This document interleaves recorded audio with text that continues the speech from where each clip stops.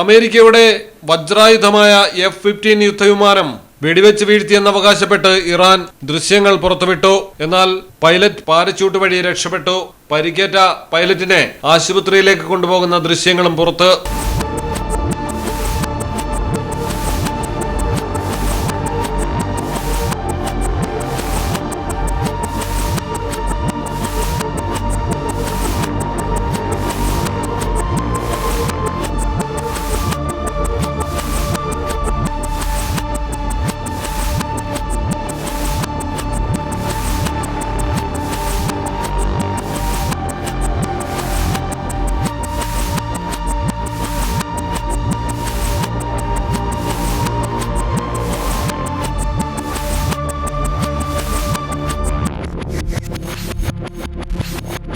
കുവൈറ്റിലാണ് American നിർമ്മിത അത്യാധുനിക യുദ്ധവിമാനം F-15 തകർന്നു വീണത്.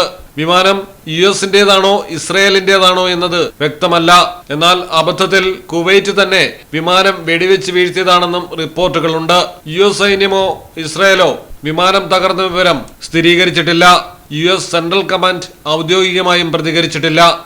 US ഇസ്രയേൽ സംയുക്താക്രമണം 3-ാം ദിവസത്തിലേക്ക് കടന്നപ്പോഴാണ് ഒരു യുദ്ധവിമാനം വെടിവെച്ച് തകർത്തിരിക്കുന്നത്. News desk Malayalam television.